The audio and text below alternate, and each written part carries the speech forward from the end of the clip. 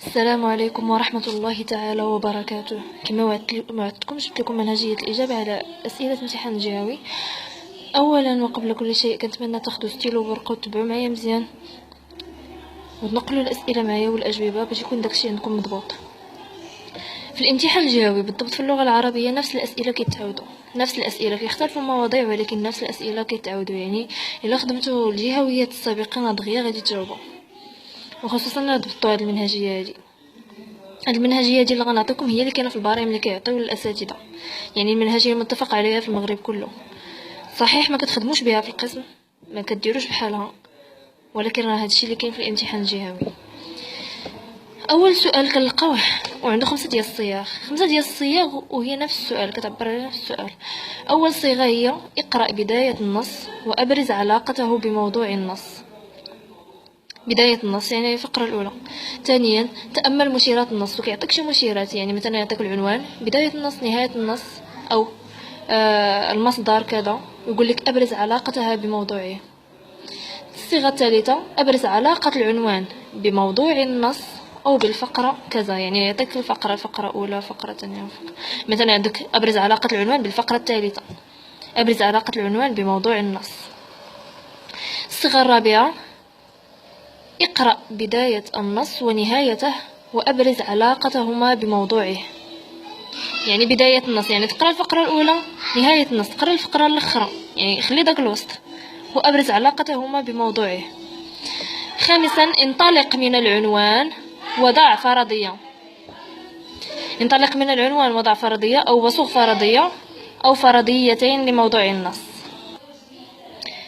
أعيد: انطلق من العنوان وضع فرضية أو فرضيتين لموضوع النص، أو يقول لك انطلق من العنوان وصغ فرضية أو فرضيتين لموضوع النص. هادو كلهم راه نفس السؤال غير الصياغ مختلفة.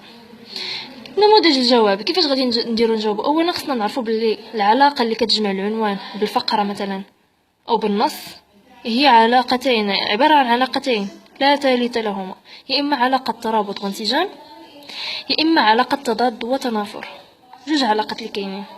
بعض المرات كنلقاو شي علاقات استثنائيه كما كتشوفوا هنايا، علاقه جوابيه، علاقه تفسيريه، نشوفوهم من بعد. عندنا هنا علاقه ترابط وانسجام او علاقه تضاد وتنافر. يعني مثلا كنقولوا يرتبط عنوان النص بالفقره كذا، او يرتبط عنوان النص بالنص وفق علاقه قائمه على الترابط والانسجام مثلا، او التضاد والتنافر على سبيل المثال. وكنقولوا لان وهذيك لان ديال الشرح غير الا بغيتو، وانا كنتمنى انكم ديروها لانكم كتبينوا صحيح انكم فهمتوها علاش. بعض المرات في السؤال فاش كيقول لكم اعطي علاقه العنوان بالنص او بالفقره كذا كيقول لكم واشرح السبب. احيانا لا. كاين شي علاقات استثنائيه، مثلا علاقه جوابيه، علاقه تفسيريه.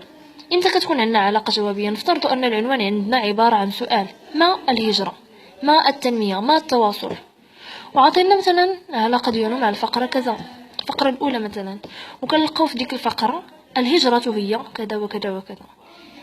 يعني شنو كتعطيك ديك الفقره كتعطيك جواب على السؤال اللي جا في العنوان.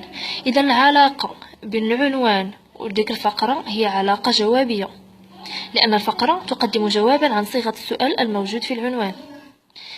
كاينه العلاقه الاخرى اللي هي على سبيل المثال العلاقه التفسيريه. كتكون مثلا واحد الفقره كتفسر لك ما جاء في العنوان. مثلا العنوان فيه تحديات، مثلا عوائق التواصل، هذا هو العنوان، عوائق التواصل، ونجي انا ديك الفقره ونلقاو عوائق التواصل كثيره وكذا وكذا وكذا. يعني هي شنو كدير؟ كتفسر، لان الفقره توضح موضوع العنوان.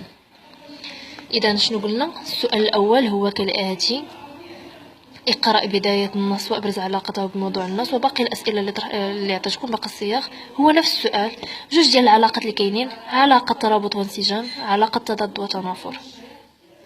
بعض المرات كنلقاو علاقات استثنائيه اللي هي علاقه جوابيه، علاقه تفسيريه. انت بطريقتك غادي تكتب هذه العلاقه: يرتبط عنوان النص بالفقره كذا او بالنص على حسب السؤال واش عطاوك بالفقره ولا بالنص، وفق علاقه قائمه على كذا، وتشرح لان صافي انت خرجتي من باب واسع. اذا كنتمنى تركزوا مع هذا الشيء، راه ساهل يعني ماشي شي حاجه صعيبه.